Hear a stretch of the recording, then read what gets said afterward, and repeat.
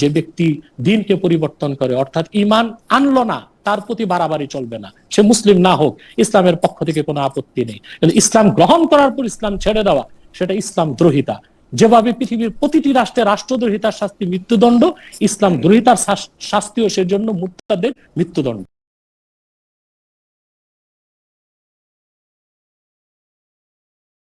ইন্নাল্লাযীনা আমানু সুম্মা কাফারু সুম্মা আমানু সুম্মা কাফারু সুম্মা ইজদাদু কুফরান লাম ইয়াকুনিল্লাহু লিয়াগফিরা লাহুম ওয়া লা লিয়াহদিয়াহুম সাবিলা। নিশ্চয় যারা ঈমান এনেছে এরপরে কুফরি করেছে, আবার ঈমান এনেছে, আবার অস্বীকার করেছে, এরপরে তারা তাদের কুফরি প্রবৃত্তি বৃদ্ধি পেতে থেকেছে অনবরত, আল্লাহ এমন অপরাধীদেরকে কিছুতেই ক্ষমা করবেন না এবং তাদেরকে কোনো পথও দেখাবেন না। প্রথম কথা, ভাই হারুনুর রশিদ, মামুনুর রশিদ, আপনার প্রশ্নের উত্তরে প্রথমে আমরা জানতে পারলাম যে বারবার ঈমান আনার সুযোগ আছে, বারবার ধর্মত্যাগ করা সত্ত্বেও হত্যাকাণ্ড বা মৃত্যুদণ্ড প্রদান করা হয়নি।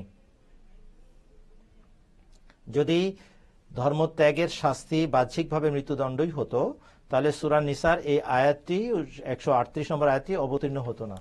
এখানে আল্লাহ তাআলা বলে দিচ্ছেন যে যারা অস্বীকার করেছে তাদেরকে আল্লাহ তাআলা জীবিত রেখেছিলেন, সেই জন্যই তো সুম্মা আমানু, আবারও ঈমান আনার সুযোগ পেয়েছে। আর যদি এই তথাকথিত ধর্মান্ধদের কথা অনুযায়ী, তথাকথিত সিদ্ধান্ত অনুযায়ী, তথাকথিত ফতোয়া অনুযায়ী মুরতাদের শাস্তি মৃত্যুদণ্ড হতো, তাহলে দ্বিতীয়বার ঈমান আনার আগেই বেচারারা পরকালে উপস্থিত হয়ে যেত, পরপারে চলে যেত। এরকম কোনো জঘন্য শিক্ষা ইসলাম ধর্মে নাই। পূর্ণ ধর্মীয় স্বাধীনতা দেওয়া আছে, চাইলে মানতে পারো, চাইলে অস্বীকার করতে পারো। আধ্যাত্মিক অপরাধ, অতএব পরকালে বিচার হবে, ইহকালে হবে না। দ্বিতীয়, আপনার বলা হলো যে এত স্বাধীনতা থাকা সত্ত্বেও অমুক অমুক দেশে কেন মৃত্যুদণ্ড দেওয়া হচ্ছে, কেননা ইসলামের নামে বিকৃতি ঘটেছে। যাদের কাছে আধ্যাত্মিকতা নাই, যাদের কাছে নৈতিকতা নাই, যাদের কাছে আল্লাহ এবং রসুলের সাথে জীবন্ত সম্পর্ক নাই, তারা এই ব্যবসা বাণিজ্য করেই খায়। আর সমাজকে কিভাবে কুক্ষিগত করে রাখতে হয় সেজন্য তাদের হাতে কিছু খড়গ রাখতে হয়। মধ্যযুগীয় হিন্দু পুরোহিতরা বলতো জাত গেল, জাত গেল, কথায় কথায় জাত মেরে দিত তারা। এই এটা করেছো, এই করেছো, অতএব তোমার জাত মারা গেছে।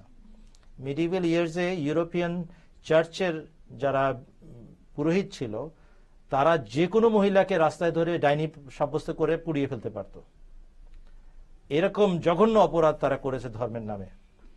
যখন আধ্যাত্মিকতা শূন্য হয়ে যায় কোনো জগৎ এবং ধর্মের অনুসারীরা, তখন তারা এই বাহ্যিক খড়গ নিয়ে ঘোরাফেরা করে। এটা হলে এটা হবে, এটা হলে এটা হবে, সুতরাং সাবধান, আমাদেরকে চ্যালেঞ্জ করার সাহস করো না। ধর্ম বিষয়ের যিনি মালিক, ধর্ম জগতের যিনি মালিক, তিনি অনেক বড়, অনেক উদার। তিনি বলেছেন মানুষ ইহজগতে সম্পূর্ণভাবে স্বাধীন ধর্মগ্রহণ বর্জনের ক্ষেত্রে। আমি আল্লাহ পরকালে তাদের বিচার করব, চাইলে শাস্তি দিব, চাইলে ক্ষমা করব। কে কি কারণে ধর্ম গ্রহণ করেছিল, কে কি বুঝে ধর্ম ত্যাগ করেছে, সেটা তোমরা জানো না, আমি জানি, আমি অন্তর্যামী। অতএব আল্লাহকে আল্লাহর কাজ করতে দিতে হবে এবং আমরা বান্দা হিসাবে বিনয়ের সাথে জীবন কাটাবো। এটাই হচ্ছে ইসলামের শিক্ষা। ধন্যবাদ।